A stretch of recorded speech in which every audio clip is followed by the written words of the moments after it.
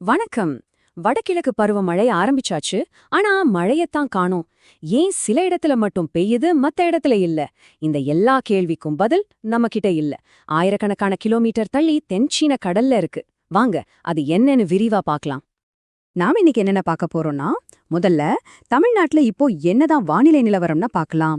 அப்புறம் இதுக்கு காரணமா சொல்ற அந்த கல்மேகி புயல்னா என்னன்னு தெரிஞ்சுக்கலாம்.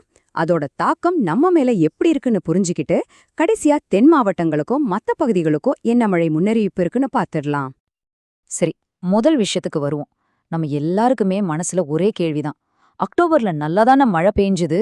இந்த நவம்பர் மாசம் ஆரம்பிச்சதும் எங்க போச்சு அந்த மழை? ஏதோ அங்கங்க தூறல் போடுறதோட சரி.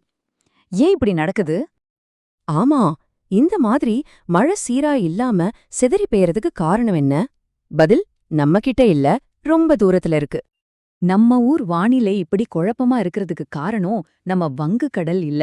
அதுக்கு பதிலா தென்சீன கடல்ல இருக்கிற ஒரு பெரிய புயல் தான். அங்க ஒரு பயங்கர சக்தி வாய்ந்த புயல் உருவாகியிருக்கு. அதோட பேரு தான் கல்மேகி. இந்த புயலோட வேகத்தை மட்டும் பாருங்க. மணிக்கு 203 கிலோமீட்டர். சும்மா யோசிச்சு பாருங்க.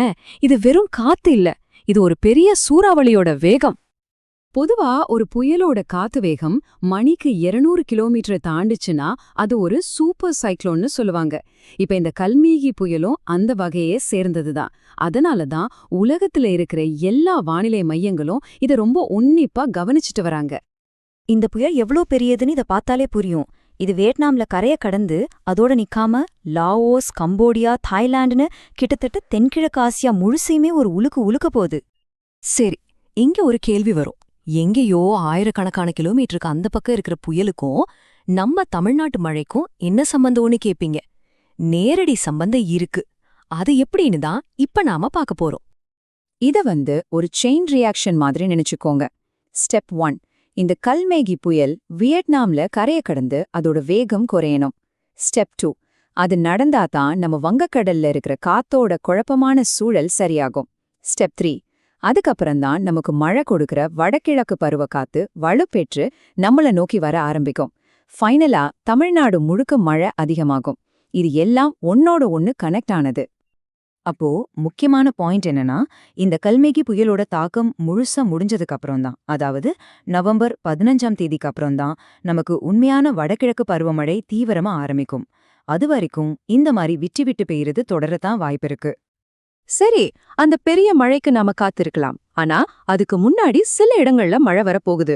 முதல்ல தென் மாவட்டங்கள்ல நிலைமை எப்படி இருக்க போகுதுன்னு பாத்துடலாம் வாங்க. வரக்கூடிய நவம்பர் 6, 7 தேதிகள்ல தென் மாவட்டங்கள்ல பல இடங்கள்ல கனமழைக்கு வாய்ப்பிருக்கு. குறிப்பா சொல்லணும்னா தூத்துக்குடி, திருநெல்வேலி, அப்புறம் ராமநாதபுரம் மாவட்டங்கள்ல ஓரிரு இடங்கள்ல மிக கனமழை பெய்யவும் வாய்ப்பிருக்கு. சோ இந்த மாவட்டங்கள்ல இருக்கிறவங்க கொஞ்சம் எச்சரிக்கையா இருக்கிறது நல்லது. சரி, இது தென் மாவட்டங்களோட கதை. மத்த பகுதிகள்ல எப்படி இருக்கும்? தமிழ்நாடோட மத்த பகுதிக்கான முன்னறிவிப்ப இப்ப பார்க்கலாம். இங்கே பாத்தீங்கன்னா ஒரு தெளிவான படம் கிடைக்கும். வட கடலோர பகுதிகள், அதாவது சென்னையில இருந்து கடலூர் வரைக்கும் விட்டு விட்டு கனமழை பெய்யும். டெல்டா மாவட்டங்கள்ல பரவலா கனமழைக்கு வாய்ப்பு அதிகம். வட உள் மாவட்டங்கள்ல லேசானதுல இருந்து மிதமான மழை எதிர்பார்க்கலாம். மேற்கு தொடர்ச்சி மலைப்பகுதிகள்ல மேகமூட்டமா இருக்குமே தவிர பெரிய மழைக்கு இப்போதைக்கு வாய்ப்பு கம்மி. அப்போ மொத்தமா வரப்போற நாட்களை ஒரு டைம்லைன்ல பாத்திரலாம். நவம்பர் 6, 7ல தென் மாவட்டங்கள்ல கனமழை. நவம்பர் 8 வரைக்கும் மாநிலம் முழுக்க இந்த மாதிரி சிதறிய மழை இருக்கும். நவம்பர் 9ல இருந்து மழையில ஒரு சின்ன பிரேக் இருக்கும். அப்புறம் நம்ம எதிர்பார்க்கிற மாதிரி நவம்பர் 15க்கு மேல வடகிழக்கு பருவமழை தீவிரமாக ஆரம்பிக்கும். இப்போ நமக்கு மழை எப்ப வரும், எங்க வரும், ஏன் லேட் ஆகுதுன்னு எல்லா விவரமும் தெரிஞ்சிருச்சு.